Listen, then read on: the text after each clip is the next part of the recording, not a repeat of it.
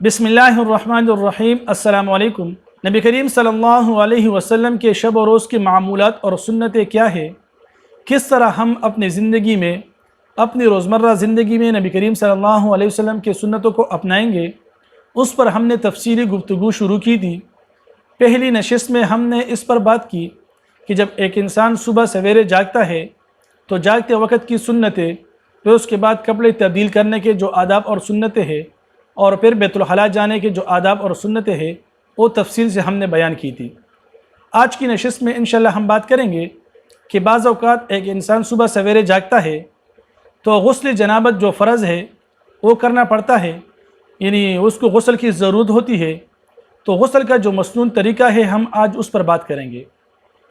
जब इंसान सुबह सवेरे, सुबह सादिक उसकी आँख खुलती है और उसे गुस्ल की ज़रूरत हो, तो उसको चाहिए कि जल्द अज़ जल्द जितना मुमकिन हो सके गुस्ल कर ले।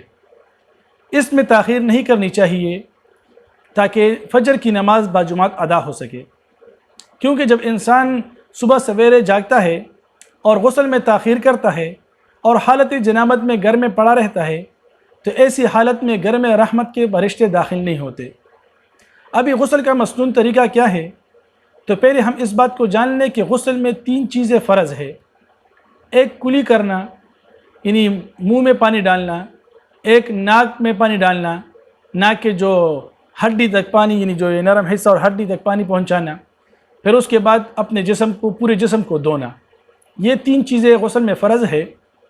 अब गुस्ल का मसनून तरीका क्या है, तो देखो, इंसान या गुस्ल किसी गुस्लखाने में करेगा या बाहर किसी खुली फ़िज़ा में करेगा।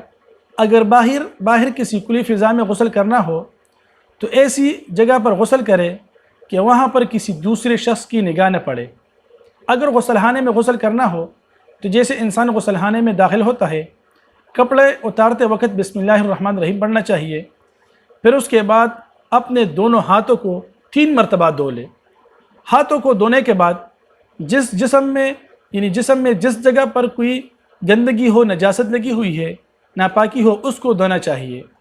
अगर हो सके तो साबुन वगैरह भी इस्तेमाल कीजिए ताकि वो जगह मुकम्मल साफ़ हो जाए। तो 3 मरतबा उस गंदगी के जगह को धो ले ताकि वो नापाकी ख़त्म हो जाए। फिर उसके बाद मुकम्मल नमाज की वज़ू करनी चाहिए। जो नमाज के लिए जो वज़ू हम करते हैं, उसी तरह वज़ू कर लेना चाहिए। अगर गुस्लखाना ऐसा हो कि जिसमें पानी जमा होते हो तो फिर पाँव को आखिर में धो ले गुस्ल के बाद।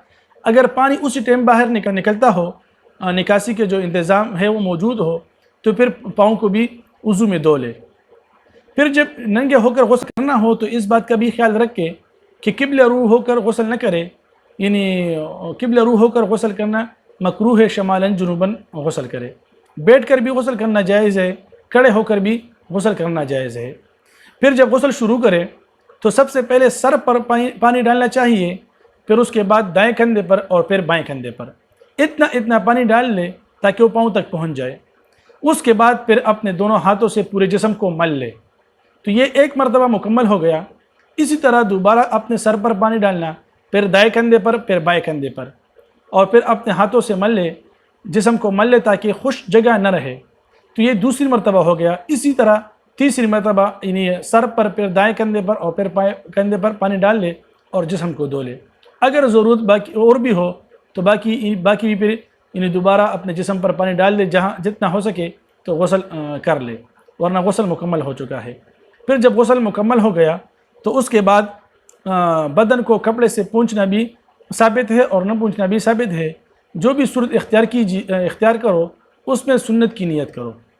अब जब यह गुस्ल मुकम्मल हो गया तो इस गुस्ल से आप जो नमाज वग़ैरह अदा कर सकते हो, दोबारा वज़ू करने की ज़रूरत नहीं। हाँ, अगर गुस्ल के बाद वज़ू टूट जाए तो फिर नमाज के नया वज़ू बना लो। आम तौर पर जब इंसान सुबह सवेरे उठता है तो या गुस्ल की हाजत होती है या नहीं होती। अगर गुस्ल की हाजत हो तो गुस्ल कर लेना चाहिए, फिर उसके बाद नमाज अदा कर लो। अगर गुस्ल की हाजत ना हो तो फिर नमाज के लिए वज़ू बनाना ज़रूरी है। तो वज़ू का जो इंशाअल्लाह तरीका है, मसनून तरीका है, वो अगली नशिस्त में इंशाअल्लाह तफसील के साथ बयान करेंगे, और उसके बाद जो ना फिर फ़जर की नमाज़ की इब्तिदा करेंगे। अल्लाह ताला इन तमाम सुन्नतों पर हमें अमल करने की तौफ़ीक़ अता फ़रमाए।